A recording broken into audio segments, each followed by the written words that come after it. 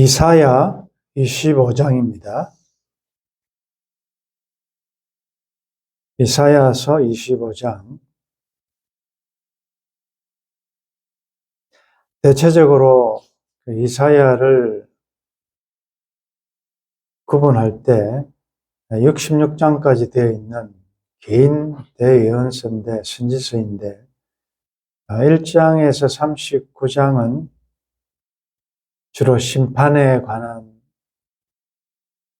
말씀이고, 40장부터 마지막까지가 회복과 구원과 또 소망적인 그런 말씀으로 나눌 수 있지만, 그러나 1장에서 39장까지가 심판에 관한 내용이라면 뒷부분이 아무리 회복과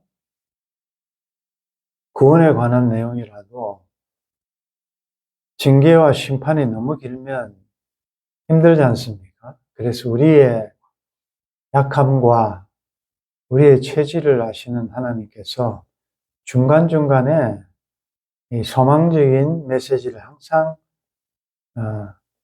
말씀하고 계십니다. 그래서 우리가 징계를 받을 때 경히 여기지 말고 무시하지 말고 또 낙심하지 말 것은, 자세히 보시면 우리가 삼손의 그 수수께끼에 대한 말씀에서도 보았듯이 먹는 자에게서 먹을 것이 나오고 강한 자에게서 단 것이 나온다.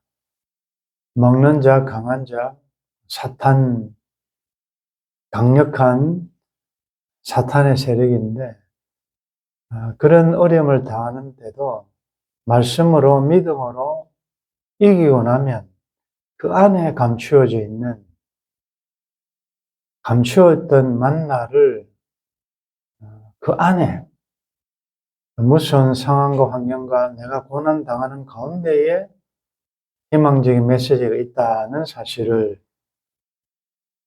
여러분들이 기억하시고, 지금 여러분들의 환경이 끝이 보이지 않는, 희망이 보이지 않는 그런 절망적인 상황이 있다 할지라도 꼭 우리의 눈높이로 내 수준에 맞게 하나님이 인도해 가시기 때문에, 인도의 확신을 우리가 가지기 때문에 그 가운데 무엇이 하나님의 본심일까를 잘 생각해 보면 반드시 거기에 감당할 수 있는 힘과 또 피할 길도 주신다는 사실을 기억하십시오.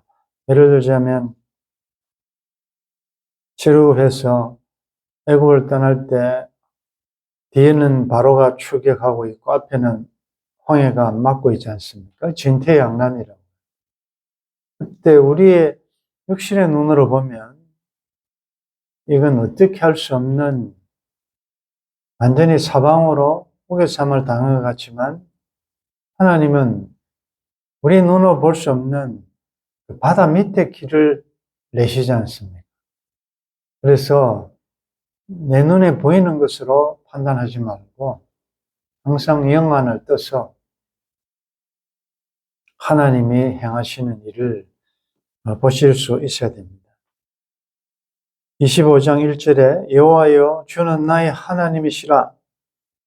내가 주를 높이고 주의 이름을 찬송하오리니 주는 기사를 옛적에 정하신 뜻대로 성실함과 진실함으로 행하셨습니다. 여기 보면 24장에도 지난 수요일 우리가 말씀 본 것처럼 24장에는 심판에 대한 아주 무서운 말씀이 계속되고 있거든요. 근데 25장에 보면 그것이 갑자기 하나님의 구원에 대한 기대와 소망과 또 찬송과 하나님의 백성들을 괴롭혔던 대적들에 대한 심판으로 나타난다. 그래서 아예 1절에서 찬송하는, 찬양하는 내용이 나타납니다. 여호와여 주는 나의 하나님이시라. 우리가 지난주에 주신 말씀과 바로 적용해 보십시오. 비교해 보십시오. 여호와는 나의 목자시니, 그 같은 말이죠. 여호와여 주는 나의 하나님이시라. 여호와여 언약을 체결하시고 신실하게 지키시는 그분은 나의 하나님이시라. 우리의 하나님도 되시지만 인격적인 나의 하나님이시다. 내가 주를 높이고 주의 이름을 찬송하오리니. 이게 예배지요. 하나님을 경배하고 하나님을 높이고 하나님을 영화롭게 하는 그 이유는 주는 기사를 옛적에 정하신 뜻대로 성실함과 진실함으로 행하셨습니다. 기사는 인간이 행할 수 없는 기이한 일들, 즉 구원에 관한 모든 일들, 주는 그 기사라 기이한 일들. 그런데 하나님께서 행하시는 구원의 모든 역사는 그때그때마다 상황에 따라서 기본에 따라서 행하신 것이 아니고 옛적에 정하신 뜻대로 하신다. 참 중요하단 말이에요.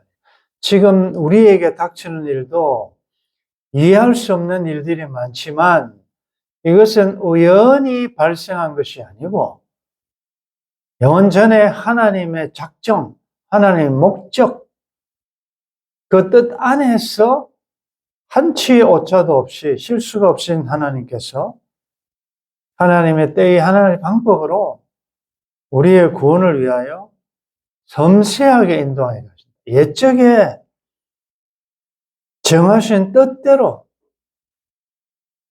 그래서 우리는 그런 기도를 하는 것이지요. 내 주여 뜻대로 행하시옵소서. 하나님이 나를 향하신 작정하신 그 뜻 이루어질 줄 믿고 내가 이해가 안 되더라도 잘 따라 고요한 중에 기다리면서 잘 따라갈 수 있게 해주십시오. 기억하십시오. 모든 기사를 구원에 관한 일들 우리를 인도하심이 옛적에 하나님이 정하신 뜻, 목적 가운데서 이루어지고 있다라는 사실을 기억하시고 그런데 그 일을 행하심에 있어서 성실함과 진실함으로 행하셨습니다. 여기 진실하다는 말이 아멘입니다. 아멘, 아멘. 그러니까 성실함과 진실함은 완전한 성실 이렇게 볼 수 있습니다.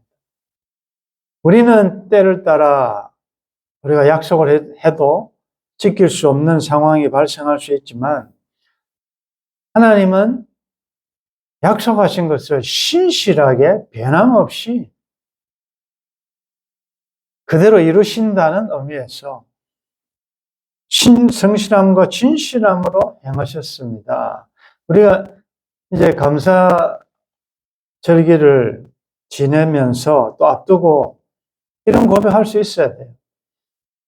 1년을 돌이켜볼 때 나의 지나간 삶을 돌이켜볼 때 여호와여 나의 하나님이시여 성실함과 진실함으로 여기까지 나를 인도해 주셨습니다. 이 고백할 수 있어야 돼요. 10편, 23편의 결론이 뭡니까? 주의 인자하심과 진실하심, 선하심과 인자하심이 정녕 나를, 영원히 나를 여호와의 집에 갈 때까지 추적하시고 따를 것이다. 동일한 말이죠. 성실함과 진실함으로 행하셨습니다. 하나님의 구원은 항상 양면성이 있습니다. 하나님을 대적한 세력에 대해서는 심판으로, 그리고 하나님을 기다린 백성들에게는 구원으로. 그래서 우리에게 오는 모든 구원의 기사는 유월절적인 성격이 있다. 유월절 그날 밤에 무슨 일이 있었습니까? 죽음의 천사가 나가서 초태생 장자를 다 죽일 때 언약 피 밖에 있는 문설주와 임방에 피를 바르지 않은 어린 양의 피가 없는 애굽의 장자들에 대해서는 죽이는 것으로, 심판으로. 그러나 동시에 동일한 그날 밤의 사건이지만 언약 안에 있는, 주 안에 있는 백성들에게는 해방이고 구원이다. 반드시 마지막 날에는 이 심판과 회복과 구원이라는 양면성이 그대로 나타나죠. 그래서 우리가 완전한 회복과 구원을 얻으려면 우리의 대적이 없어져야 되죠. 샬롬이 이루어지려면 불편하거나 나와 적대적인 원수들이 있으면 되지 않지 않습니까? 그래서 하나님께서 원수를 멸하신다. 그것이 2절에 나오는 거예요. 주께서 성읍을 돌무더기로 만드시며, 이 성읍은 예시록적으로 표현하면 큰 성 바벨론이에요. 하나님의 교회와 나라를 대적한 이 세상의 세력, 사상, 그 무엇이든지 그 성읍을 돌무더기로 만드시며, 견고한 성읍, 큰 성 바벨론, 야, 어떻게 한순간에 이렇게 무너지는가 할 정도로 견고한 로마 큰 성 바벨론 황폐하게 하신다. 우리가 계시록에서 다 공부했죠. 외인의 공성, 이 외인도 하나님의 백성이 아닌 이방 나라, 하나님을 대적한 사람들을 지칭합니다. 궁성을 성읍이 되지 못하게 하사 영원히 건설되지 못하게 하셨으므로 이런 최후의 심판이 있을 것을 이미 이 시대에도 예언하고 있죠. 그런데 놀라운 사실은 하나님의 심판은 파멸로 끝나는 게 아니고 그 가운데 꼭 남긴 자, 또 그루터기 돌아오게 하시는 이런 참 신비한 하나님의 긍휼과 하나님의 오래 참으심이 우리의 구원이 된다는 말씀이 이런 철저하게 황폐하게 하시고 건설되지 못하게 하시는 가운데 이 심판 가운데서 3절에 보면 강한 민족이 주를 영화롭게 하며 포악한 나라들의 성읍이 주를 경외하리다. 돌아올 자가 있다는 거죠.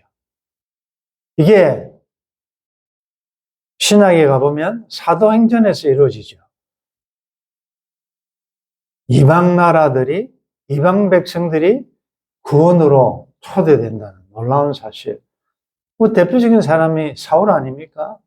하나님을 대적하던 이 포악한, 강팍한 그런 자도 하나님의 긍휼과 은혜로 돌아올 수 있다는 거죠. 그래서 이게 굉장히 우리가 희망적인, 우리가 보기에 좀 저 사람은 아닐 것 같다라고 하지만 마지막까지 우리가 포기하지 않을 것은 하나님의 긍휼이 어떻게 역사할지 모르기 때문에 우리는 끝까지 포기하지 못할 것이다. 십자가상의 강도 보십시오. 동일한 현장에, 동일한 상황에, 동일한 시간에, 동일한 어려움 가운데 있지만 한 강도는 예수님을 욕하고 비난하지만 어떻게 동일한 시간에 있는 그 한 강도는 예수님 당신의 나라에 임하실 때 저를 기억해달라 그런 말 할 수가 있습니까? 그러니 하나님의 긍휼과 자비는 모든 사람에게 열려 있다는 생각을 기억하시고 그래서 우리가 구원받은 거 아니겠습니까? 우리 나 같은 자도 구원 얻었는데 그러니까 포기하지 말 것이고 4절에 그런 가운데서 주는 포악자의 기세가 성벽을 치는 폭풍과 같을 때에 여기 보면 포악한 강포한 자와 반대되는 하나님의 백성들의 모습이 나타납니다. 빈궁한 자의 요새이시며 환난당한 자와 가난한 자의 요새이시며 폭풍 중에 피난처시며 폭양을 피하는 그늘이 되셨다.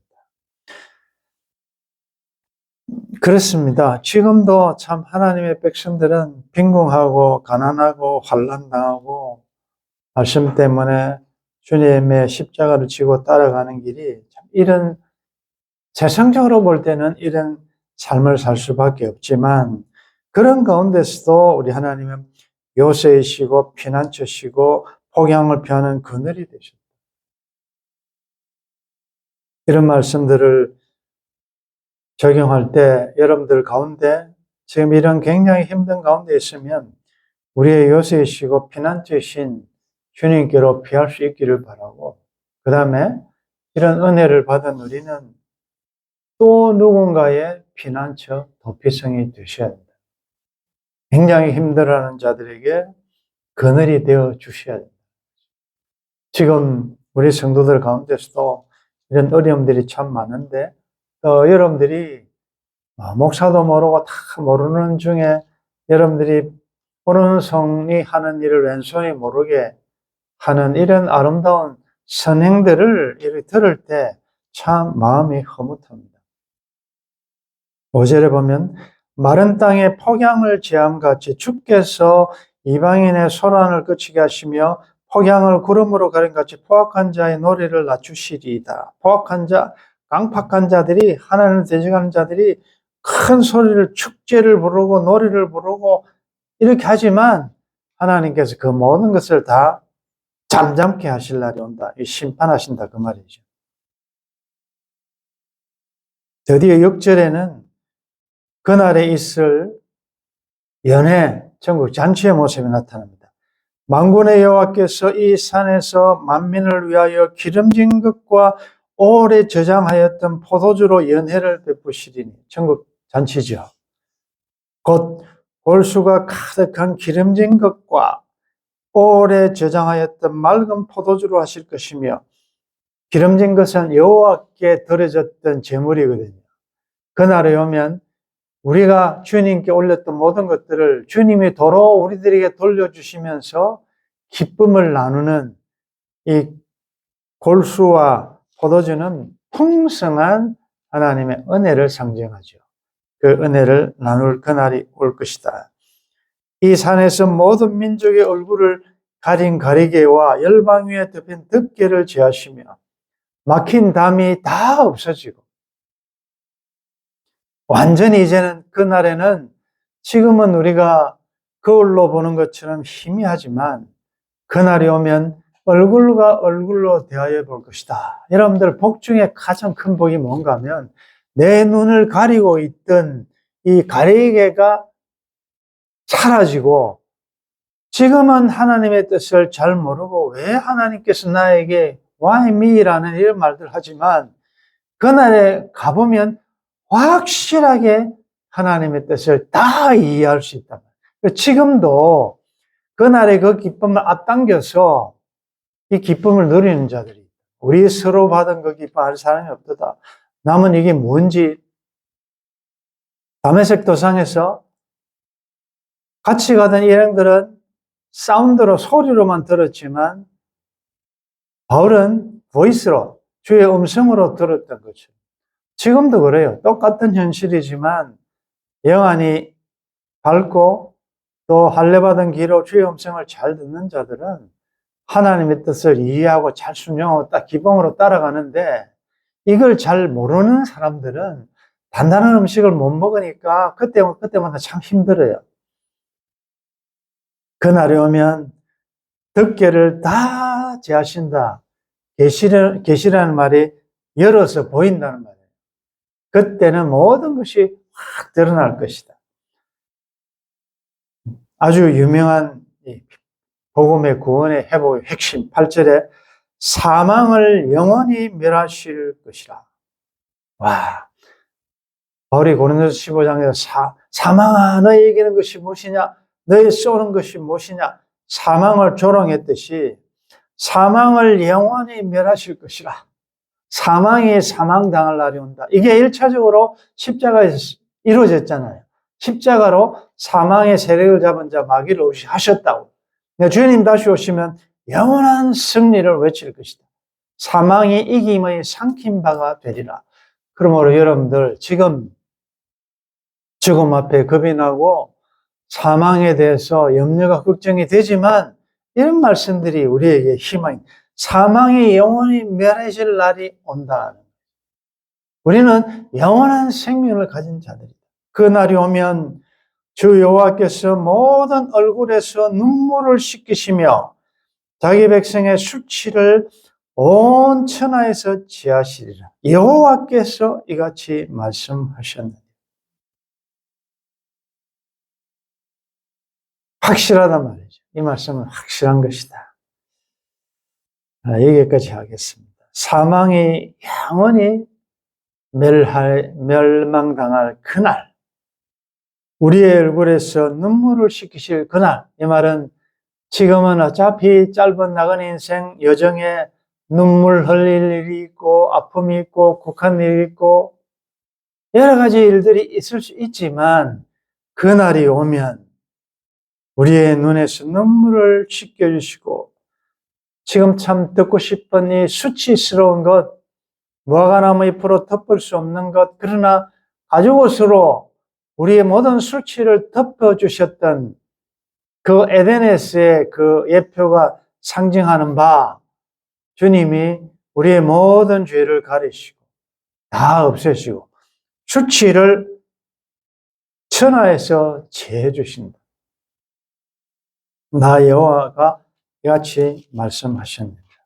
그러므로 이 날을 정말에 되어질 이 영원한 소망을 가진 우리는 다시 1절로 들어와서 어떻게 살아야 되느냐. 여호와여 주는 나의 하나님이시라.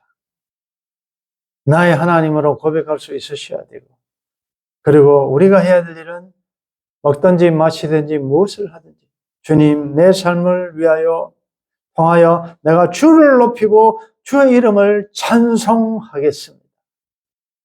내가 높아지는 것이 아니라 우리 하나님의 그는 흥하여야겠고 나는 쇠하여야 하리라. 주의 이름을 높여 내 삶을 통하여 내 하나님을 경배하고 예배할 것이다. 왜냐하면 주는 기이한 일을, 구원 역사를 예적에 정하신 뜻대로 성실하심과 진실함으로 저에게 행하실 줄 믿기 때문입니다. 하나님의 뜻을 여러분들이 생각하시면서 그날이 오면 나를 대적한 모든 원수는, 교만한 자들은 다 멸망당할 것이고, 그 나라를 위하여 참 빈공하게 가난하게 의에 줄이고 목마름으로 걸어갔던 우리들에게는 영원한 요셉 피난처 대신 하나님께서 함께해 주셨다가 마지막 천국잔치에 골수와 기름진 것으로 그리고 포도주로 연회할, 잔치할 그때에 우리가 다 참여할 것을 생각하시면서 광야 여정, 하나님의 작정하신 것이 하늘에서 이루어진 것처럼 땅에서 이루어지기를 바라는 마음으로 광야 여정 하나님의 영광을 선포하며 영광의 그날을 바라보며 믿음으로 전진할 수 있기를 주의 이름으로 축원합니다. 여호와여 주는 나의 하나님이십니다. 옛적에 정하신 뜻대로 저에게 성실함과 진실하심으로 여기까지 인도해 주셨습니다. 영원한 천국 그 잔치에 참여할 소망을 가지고 하나님이 사랑하셔서 주신 광야 여정, 주님을 높이고 주를 찬양하며 예배하는 자의 삶을 살아갈 수 있도록 도와주옵소서. 우리의 눈에서 눈물을 씻기시며 수치스러운 모든 것을 천하에서 제하실 그날을 바라보면서 복음을 부끄러워하지 않게 도와주시고 주님 때문에 당하는 어려움 부끄러워하지 않고 담대하게 복음과 함께 고난에 동참하는 저희들 되게 도와주옵소서. 올해도 여기까지 인도하신 하나님 감사합니다.